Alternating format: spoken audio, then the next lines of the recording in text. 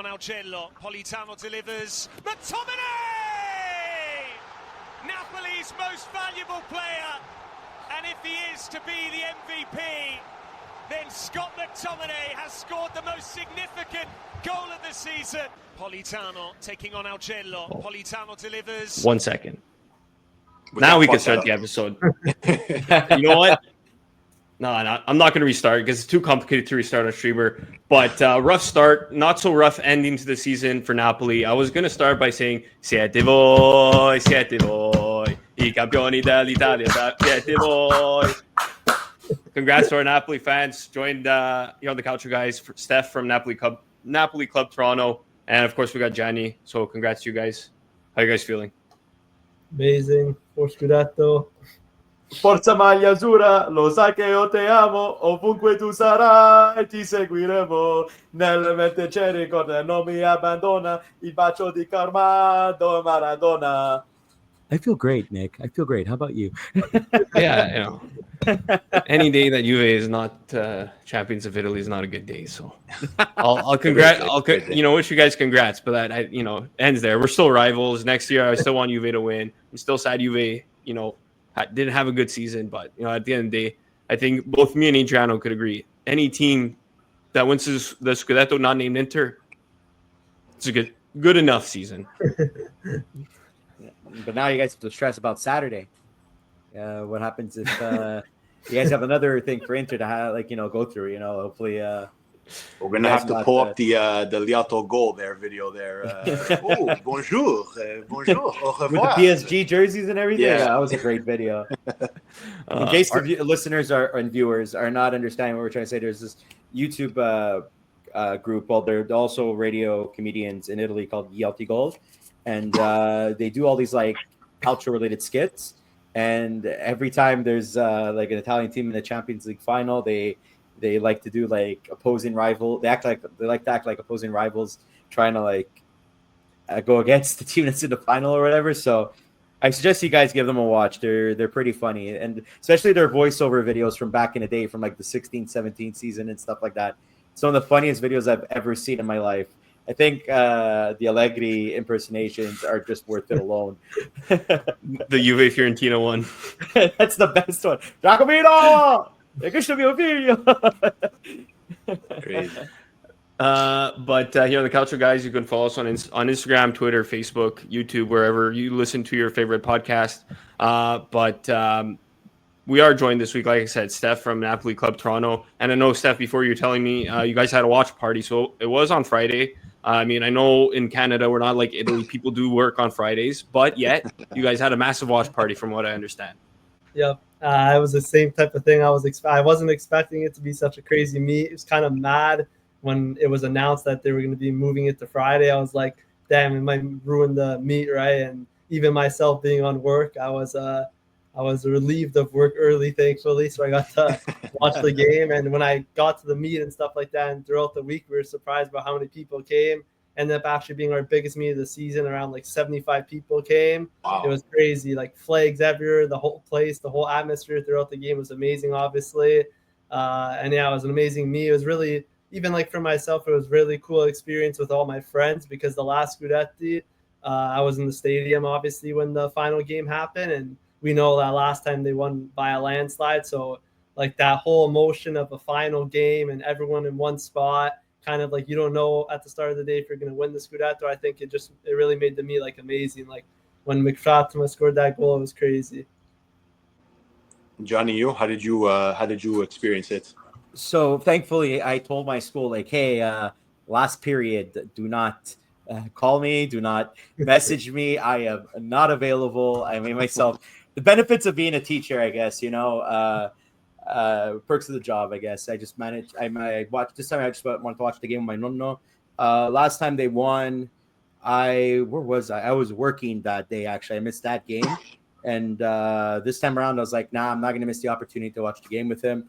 I think Stefano said it perfectly. It's you go into this game not knowing what the results are going to be at the end, and it's not as if it's a comfortable gap. It's a 1 point gap between, and it's not like some other team that could potentially choke it. It's Inter, and we know Inter's a strong team, and it felt like the game where it's like, oh yeah, you know, if they tie and Inter wins and blah blah. I'm like, no, like you have to win. Like this has to be a win. It cannot be anything else but a win. They had the opportunity to do it the game before and they messed themselves up. And this was basically like it was gut check time for Napoli. I felt it was more like, okay, does this team actually have a cojones? No, I'm kidding. If they actually have, like the grinta to actually win. That's essentially what it was, and they did. And watching him with my nonno was pretty fun.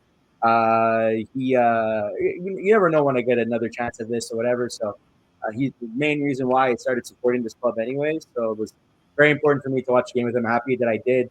He was obviously super happy. He was making jokes towards the end of the game after it was 2-0 and stuff. You saw he went from being super serious to like a bit of better mood and stuff. So for Montrealers, I think we're having our little quote unquote parade for the game or celebrate for the championship for Scudetto next Sunday, I think it is or whatever. So I think my mom's gonna try to bring him to go. I already have plans for that Sunday, but if any of the listeners are from Montreal, check out the Club Napoli Montreal for the details and stuff. I believe it's next Sunday. Don't quote me on that. I have to double check the details. Two things, Jen. Your microphone sounds like you're underwater, so okay. I don't know. Hold on, let me see. I know you've had problems before, so you might have to switch settings or whatever. Really? It should be my snowball. There you go. Now it's better. Okay. No, that's good. It's too bad you have plans because I was going to tell you. Go get some video of it, but I think my mom's gonna go for sure, and she's probably gonna do Facebook Live. Yeah, my mom with Facebook Live. Stefano, tell me, is it a Chaffee thing to just like record and like have videos for everything? Yeah. Even some of the Sereno's dad at the Napoli Club's famous thing is he always goes live during the meets and stuff like that. So it's a known thing in the family. My mom's the exact same way. She has to like have videos, recordings of everything, and like Facebook Live of everything, because she's a trophy too. So I just figured to make a joke about it and stuff. But Steph, you mentioned Sereno, and I saw that Sereno and Carm were actually at the Maradona for the match. And others, I saw other of our friends from social media, our Napoli friends, at the game and in Naples for the event. And from our end, we saw all the celebrations and it must have been crazy. Did they like leak anything to you? Like how was their experience? And if you can share anything that they witnessed during the game. Yeah, for sure. So I talked to them like obviously before the game, and then after the game I was talking to them obviously about it, and they said it was absolutely chaos. So like from what the story they told me, and they were sending me a lot of videos obviously throughout that night, they were partying pretty much apparently until like 6-7 a.m. in the morning. Jeez. And everyone was out on the streets just singing, celebrating, and like all my friends obviously were sending me videos, and I was up still excited, from the looks of it and from what they explained to me, videos they sent me, it was just absolute chaos. And it was kind of cool because obviously a lot of the Napoli fans in North America, we have our own little group, we talk, right? So a lot of them actually were all together, like Raf, Carm, Sereno. I don't know if you guys know Vincenzo from the Napoli Club. Like everyone was kind of all together. So it was nice to see that as well, like the North American Napoli fans all representing there and being all together. And from the looks of it, it was just crazy. I was jealous I was not there. Well, at least you were there last time, right? Yeah, exactly. So now I know what to experience it, like both sides. Yeah, fair enough. Like, but like the one thing I want to ask you, because for me, I don't know how I feel about this just yet, but which one you think feels more special, this one or the one before that we won 2 years ago? Like, because we're very lucky that we actually have seen now 2 Scudetti in our lifetime, and something where it's like we never thought we would see in our lifetime because the way the history of the club is and whatnot. But like now that we won it twice, which one feels more special to you? Tough question. I was thinking about that actually the other day. I mean, the thing is that last time when we won, it didn't feel real for two reasons. It didn't feel real because it was the first time I ever saw them win myself, obviously, so it didn't feel real. And it's just like the fashion we won last time was like we won by a landslide and we knew we were going to win. So I think last time it was obviously cool being the first time, but I think this time kind of hit a lot better just because like that was like the true experience of what a league championship is like. Like there's actual competition. Last time we blew all the other teams out of the water. We were up by so many points. We kind of knew ahead of time.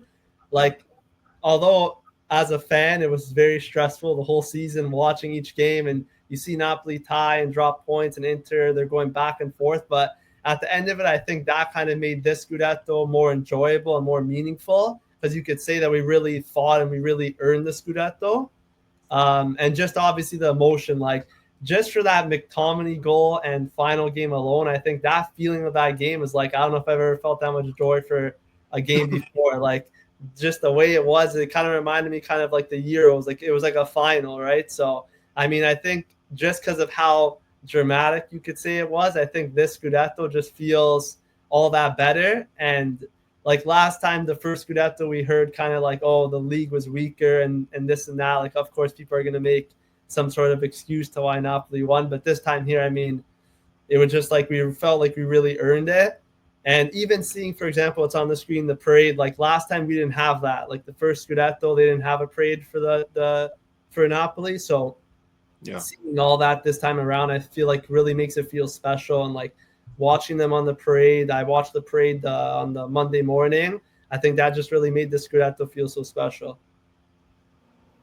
Adrian, I actually wanted to ask you because obviously we got Stef, we got Gianni, the Napoli fans. You have an uncle who's a massive Napoli fan. I don't know if you had a chance to talk to him. Your Zio Franco. Yeah. Well, even him, and then his cousin Ciro, that is a cousin of his, who also supports Napoli, just sending messages and just, the attachment to the club, and and that's, Naples is so special. Even if you're not Napolitan and you go to that city, I mean, you just get sucked into the to the aura that is the city, and just always friendly banter when you're going back and forth. Obviously, you support different teams, and you always love to go back and forth. But yeah, it just, for them, just so special. I mean, for the longest time, again, looking from the outsider's perspective, and Steph and even Johnny just mentioned it perfectly. I mean, finally, this quote unquote younger generation of Napoli fans, and Johnny, I'm going to throw you in there. You're the younger generation of Napoli fans, right? Finally getting to witness and to experience what it's like to win the league, right? So, people that were born after 1990, you finally get that glory and that celebration, and I think that's what's most special, because the old timers, like, granted, they haven't seen it in a long time, but they got to witness two in about 3 years as well. I think it was 87 and 90, right? The first two for Napoli, and it almost feels like it's back to 1990 right now, right? The 2025 kind of feels similar to that, and how Napoli was able to win two quick ones in a quick succession. So again, just as an outsider, and we all come from the South, so it's a big joy to see when the South wins, right? I think that's something that needs to be touched upon. And listen, like Nick said to open the show, any time it's not a direct rival, in this case Inter, it's a good day for a neutral like myself. So when you, like I said, when you go to Naples, like you get into the aura. And I wore this last time we had Carm, but the Maradona, right, T-shirt that you pick up at the Murales, right? You have to, once you go there, you have to pick up something. So just huge. I think, and we'll touch upon it, but Steph, you mentioned the McTominay goal, and I think the Maradona, and I know, like you said, Carm and Sereno and our other friends, Vincenzo, Rafa, they were there, but just from the broadcast, the sound in the stadium was deafening. Like, I remember, when Milan won the Scudetto, the last matchday too, Inter they were going neck and neck, and it was kind of that same emotion. But doing it at home, like in your stadium, I think was ultimately like the biggest, I think the biggest joy, honestly. What was, I guess, your emotions to the McTominay goal, and just obviously McTominay wins, Serie A MVP after that goal, I think was the really cherry on top of his season. But what have you made of obviously his season, and how, like, what more can you say about Scott McTominay this season for Napoli, Stef? He's unbelievable. He's definitely, he's obviously been the game changer, and I kind of feel like a bit of joy even from the start of the season, because when McTominay first joined Napoli, a lot of people were in a way kind of clowning it, saying, "Oh, he sucks. He plays at Manchester United." And then there was a lot of he's a reject. There's a lot of people saying, "Oh, he just scores goals and he doesn't impact the game in another way." And just even when he first joined the club, the way he embraced Napoli, like there's a video of him with the Maradona statue in the stadium, getting emotional, saying how he said himself when he first joined the club, he said he'll do everything to win at the club. So when you hear a player say that at the start, and then at the end of it, he wins MVP, he scores pretty much like as crazy of a Scudetto winning goal you could score, a bicycle kick. I mean, it's unreal. And I just love the way he embraces the city. And the impact he's had throughout the season, like the amount of times, like you remove that final game, there was many games where he had braces, where he scored big winning goals for Napoli. Like it's just about how clutch he was throughout the season, but he was also consistent that whole time. And he's really stepped up big. Like obviously we lost a big player like Kvara in the middle of the season, and to me in the second half is when he really, really stepped up, because towards that last 6 to 7 game stretch, he scored so many goals. And you just love to see, especially a player like that, who's, I kind of like look at it similar to Napoli. Like we see Napoli a lot of times counted out after the season last year. McTominay, when you look at it, was kind of a counted out player. A lot of people kind of disrespected him. So to see him join our club and do as well as he did is amazing. I mean, he even do it on like Prem Twitter, still even does it today, where it's like they say like, "Oh, McTominay finally won at his level," and it's like, buddy, Serie A has got somebody in the Champions League final. Like, are you serious about like at his level? Yeah. Are you kidding me? Like, it's I have to agree with your statements. Like, he found a home in Napoli, and he found a manager, like especially with Conte. Like, you can't go wrong with a manager like Antonio Conte, who just knows how to utilize players, and he basically gave McTominay new life and showcased like what he can do when used properly. And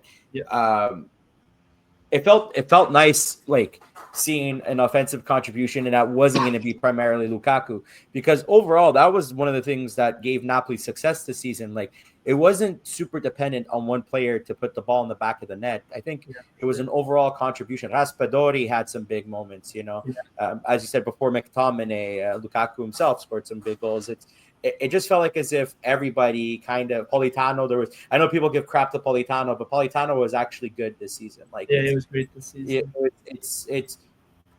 It felt nice actually seeing like a united effort for the game. And I just hope that this type of stuff continues, because now you got names like De Bruyne apparently interested in Napoli. You got they're looking at Jonathan David potentially.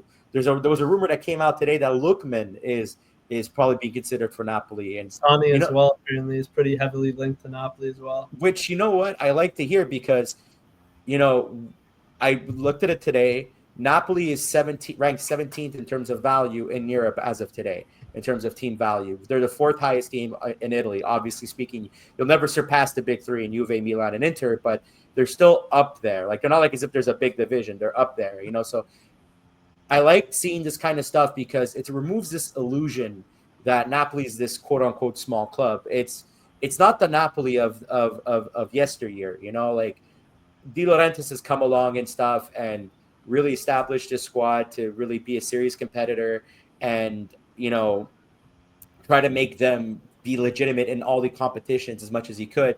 I know that he's a bit stingy and stuff. Where do you stand on De Laurentiis after all this? And now that we're looking a bit more and more as his time develops with the team, like, what is your, like, before, I don't want to give my opinion to influence yours. I would like to have you have the floor. Like, what is your opinion of what De Laurentiis has done with his club since him buying the team back in the 2000s? So I think, obviously, like, to me, I was never post, I would say 2020 when we won that first Scudetto, I wasn't always De Laurentiis' biggest fan. I understood, like, he obviously, without him, there's no Napoli. He saved Napoli back then, and I think it was 2004. He did a lot to kind of get us up to that point. What he did was kind of incredible, how quickly we kind of rose into that top 4 combos. But I think what really has made De Laurentiis like huge for Napoli is I think he learned from his mistakes. Like in 2017 to 2020, we saw times where he didn't upgrade the squad, he didn't spend money. And speaking of De Laurentiis, on the IFTV podcast, Ludo was talking about Napoli, and he actually made a good point that I agree with a lot. And he said that Maradona won Napoli the Scudetto in 87 and 90. And in these 2 years, De Laurentiis was the MVP and the reason why we won the Scudetto. And I have to agree with that. Like De Laurentiis to me was the reason why we won both these Scudetti. And what he's done is really like unbelievable. Because if you look at past times, the way De Laurentiis has kind of evolved as an owner is huge. Like he's I no longer even see him as kind of stingy. Like we see this summer what he did. We had a bad season. He went out there. He got pretty much the best coach around, paid him the money. In the transfer window, he got Buongiorno, he got Lukaku, he got McTominay. Like he didn't mess around. He put all the money into the squad. And then now we won the Scudetto, and he's right back at it. He's looking at De Bruyne and David. So I think De Laurentiis, to me, is one of the best owners around when it comes to Napoli. Obviously, never has the most funds to spend compared to the other teams, but we're always like there. We're always at that level up there. So I have to give huge shout out to De Laurentiis. I was never his biggest fan previously in the past. Like a lot of those years we lost, I kind of put the blame towards him, saying the common thing that, oh, he's stingy, he doesn't care about the team, this and that. But I think my tone has like completely changed towards that. And I admit that I was wrong about how he was. And I think, he's really run things perfectly. Like even mid-season, we got rid of Kvara, and people were saying like, oh, De Laurentiis is so stupid for letting go of Kvara and this and that. And, we still end up winning the Scudetto, and then just his signs and everything have really been a masterclass. Like we see even the first Scudetto, we lose all our so-called biggest players. He signs Kim, all these guys here. So I mean, really, to me, these two Scudetti are hugely on De Laurentiis. Like he had such a large impact, especially given like we didn't spend 100 million on one player. It was kind of spread around, and he's really like a master at what he did these past two Scudettos. I have to agree with you there. I've always been the De Laurentiis fan. I know that he has his history of being stingy, and like sometimes some deals fall through because of his what's the right word I'm looking for? It's not stingy. His shrewdness, I guess, is probably the best. I don't think shrewdness is the best word, but either way, because it costed us opportunity on some players and stuff, and it just stings a bit. But in the grand scheme of things, I have come to trust in the process with De Laurentiis. I always thought it was him and Giuntoli that had like the connections, because the Napoli that became competitive today, I always thought it was them two working together with Giuntoli's scouting process and like signing process, and De Laurentiis I probably had a good eye for spotting young talent and developing them. Like it started off with Hamsik and Lavezzi, then getting Cavani for the 10 million euros from Palermo, and then it just snowballs from there. I can go on and on about this whole little trade tree about Quagliarella starting to Cavani to Higuain, so on and so forth. But as we've seen what Giuntoli has done for Juve this year, which I still think it's a bit too quick for them to let go of him. A lot of fans are unhappy with him, and what Juventus has done this season versus like Napoli this year. I was kind of nervous. I'm like, okay, what's De Laurentiis going to do on his own now? And we saw the effort. He's willing to negotiate with Conte, even though Conte had crazy demands. He's like, oh, okay, look, I understand. Let's talk about this. Let's meet extensively. Let's see if we can find, like, the fact that he's trying to find a serious common ground is nice to see, because you said it best before, like past few years, he has been spending the money. Started with Osimhen for 90 million euros. Yeah. And Osimhen led us to a Scudetto and stuff. And it didn't seem like bargain bin hunting. It kind of did at times, but there was always like, you always knew, like, if you got a guy for like 5-6 million euros, you're like, okay, this guy's either going to be phenomenal or like something like a joke. And it's just always like the Zelinskis, the Kims, and whatnot. Kims wins MVP, defender of the year, like it's stuff like that, where it's like every time he signs a player, I'm like, let him cook. I'm like, you know what, this player, like, yeah, maybe he might not be the greatest player. He's just going to be like amazing and stuff, like just going to be good enough for the team. So my stance on De Laurentiis is that, as much as he is the way he is, I call him a cafone many times. He is like, he's the reason why Napoli is where they are today, the reason why they're still going to be successful, it's like Berlusconi back in the day for Milan. Like, yes, Berlusconi, complete idiot and goofball with the media and stuff with his bunga bunga parties and all the controversies. But during his era, Milan was this phenomenal team that, they won the Scudetti. They went to Champions League finals, winning Champions Leagues, like he knew when to spend the money. He knew when to pour out of his pocket, and like, even though the league was still really strong that year, that Milan was even stronger than the league, considering how strong that league was. Like, that Milan was miles above. It was the best team in the world at one point, So, like, I'm not saying De Laurentiis is Berlusconi, but what I'm saying is that if De Laurentiis is going to have to be our Berlusconi and his big stuff is just, talking like an idiot to the media and being brutally honest with everything, I'll take it. Honestly, I'll take it, because it wasn't as if like he just came like there was many years that Napoli could have won the Scudetto, and they came up short every single time. But during his era, there was Coppe that they won. There was a Supercoppa that they won. There was many opportunities where they finished second in the league and they tried and they couldn't get over that hump. But like, with the resources that he had to accumulate it, and the fact that they were still competing for the Scudetto, even when he was trying to build up Napoli to being back into its strong form.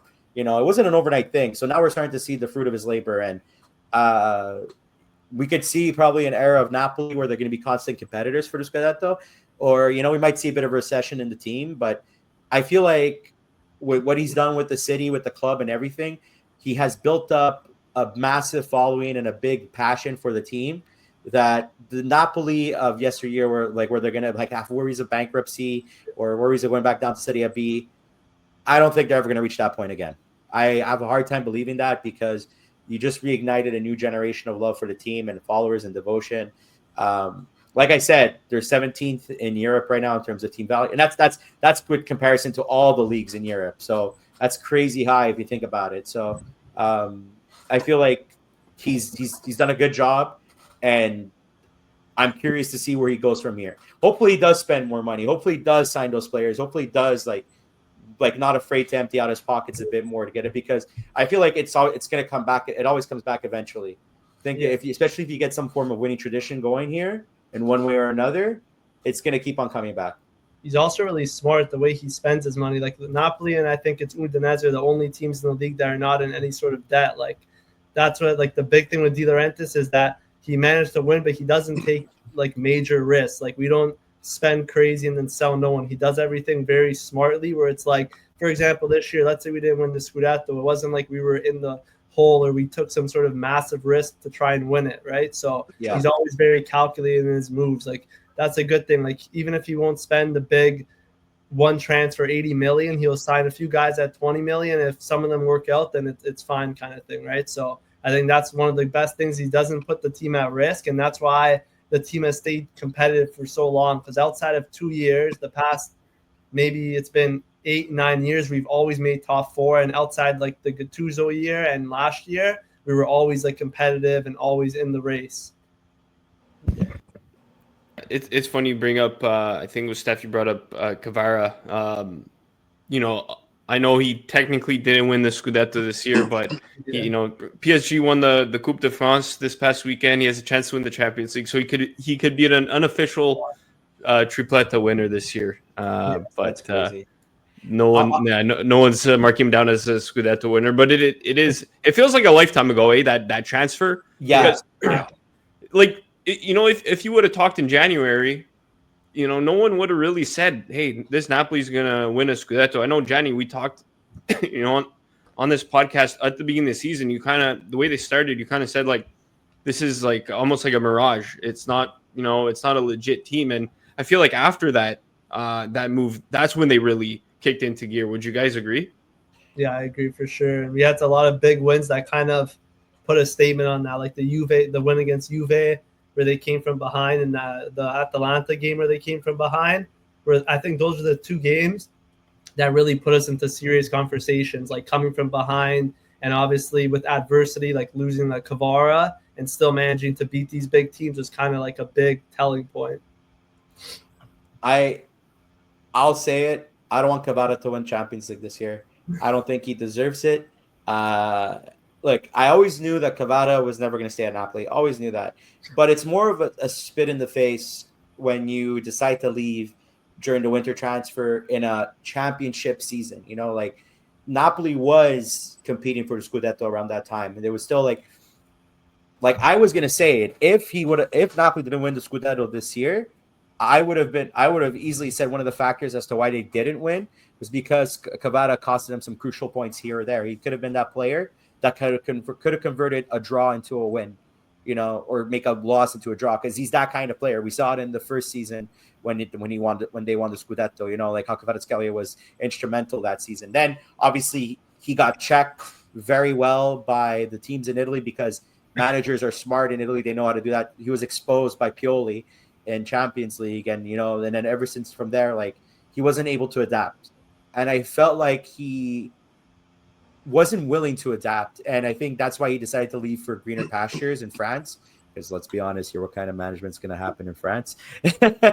but no, in all seriousness, it didn't feel like, you know, like he was up for the challenge. And you know what? Hey, if you want to leave, just leave during the summer. Just leave during the summer. You're 23 years old. You have your whole career, 22, 23, however old you may be, 24. He's no older than 25. Like you have your whole career ahead of you. You have plenty of opportunities to challenge for the Scudetto, right? Like you don't have to leave during the winter. Now, mind you, I mean, it gave some finances to Napoli, and that's fine. And now with the Osimhen situation, you know, you might get more money coming along your way, which might be very nice. But nonetheless, it's like if you're going to do a situation like Osimhen, just do it at the start so that we know ahead of time like what's going to look like this season or not. Don't do it in the middle of winter where you have, you know, De Laurentiis scrambling to try to find a replacement, and you don't find, like, I'm not saying it was Neres they picked up for it. No, was it Neres? No, we got Neres, and so we ended up getting no one. We got Okafor. Okafor, yeah, that's sorry. I don't know why my brain was thinking Neres. Yeah, no, like you scramble to try to find a replacement, and you don't, and it's like, you know, fans were getting pissed off about it, but it's like, what do you want De Laurentiis to do? This came out of nowhere, you know, like. Teams were also overcharging because they knew we lost Cavara and we were scrambling. And you had like Garnacho thing that they were asking for like 80 million apparently. So it's like that ties into what you said before. De Laurentiis is smart with his money. He's not an idiot. Like they would have been stupid to bite on that, to be honest. Yeah, sure. So nonetheless, you know, like that's why it's like, you know, Kvaratskhelia might actually be I think he's the first player to win the league. What was it? Something crazy, like 2 different leagues in the same season, something weird like that. But yeah, at the end of the day, man, like I don't hate the guy. It's not like a Higuain situation where you go for Juventus, right? Just to get easy league titles during that era. But it's more like, you know, still, you don't do that. You don't do that. And I really like. I know you guys as a Milanista and Juventino are going to be like, yeah, we don't want Inter to win. I understand that. But I really don't want Kvaratskhelia to win come Saturday because of what he's afterwards. Like, yeah, no, buddy, if you win, go ahead, have fun with it. You know, this season, you don't deserve it. And afterwards, like, yeah, whatever. I know at one point he's gonna end up at Real Madrid, and Real is his dream club. So we're gonna see that happen one day. But still, it's you know, don't send him a medal in the mail, please don't. I get these wrong every year. We pull them up at the end of the year on the bloopers. I'm always the one that gets them all wrong. So I said, fuck it this year. I'm just going to go balls to the walls. They're going to be less boring. These 2 guys picked Inter, which are the obvious favorites. I'm going to pick Napoli for basically, 2 things. Antonio Conte and 1 competition. Adri, you nailed it perfectly. August 13th, 2024. I just wanted to play that clip. Obviously, we do our season predictions at the beginning of each season. I don't think I even had my Napoli in my top 4. Both me and Gianni predicted Inter as our Scudetto winners. But you know, Adri said it perfectly. 1 season and Antonio Conte. Steph, I know hindsight is 2020 and everything, but realistically speaking, if you go back to August, do you remember what your realistic expectations were for the season? Yeah, well, on my prediction, I actually had Napoli winning as well. If I made a prediction with a bunch of friends and I had them, but realistically, I thought it was going to be something like this just because of Conte. I'm a huge Conte guy. Even before he was at Napoli, like even when he was on Inter, I always thought like when it comes to the league, and we saw the season, like he's just literally, in my opinion, one of the best. Like when it comes to purely league, we know in Europe he's not the best, but purely league, he's unbelievable what he could do. Like even this season, all adversity he faced, and we still won. So, but yeah, I mean, like realistically, heading into the season without that prediction, I knew obviously we'd get top 4 with a coach like Conte, but I didn't think we could beat Inter in such a close race like this, to be honest. With the players we have on our team, I didn't know if they had that in them to win such a close league title the way we did.